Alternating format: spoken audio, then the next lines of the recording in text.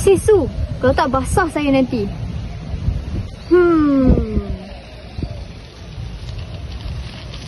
Su rasa kan, kenapa air selalu bergabung tapi tak berasi? Oh, ni ada kaitan dengan kimia. Hanis tahu tak ikatan hidrogen tu apa? Ikatan hidrogen?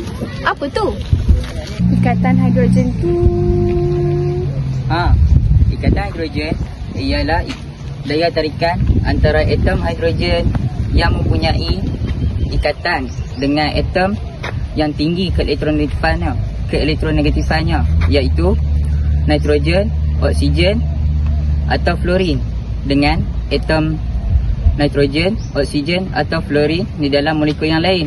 Oh, macam tu. Diam dia. Rambut aku basah lah. Kenapa rambut aku melekat? Saya baru teringat. Baru-baru ni saya ada terbaca tentang peranan ikatan hidrogen dalam kehidupan harian. Sekejap. Di sini. Contohnya, pembentukan ikatan hidrogen antara molekul protein dalam struktur rambut dan molekul air. Terdapat molekul protein yang membentuk ikatan hidrogen antara satu sama lain dalam struktur rambut. Oleh itu, bila rambut basah, molekul protein tak membentuk ikatan hidrogen lagi. Oh, patutlah rambut aku melekat. Sudahlah, berhenti. Jomlah kita balik.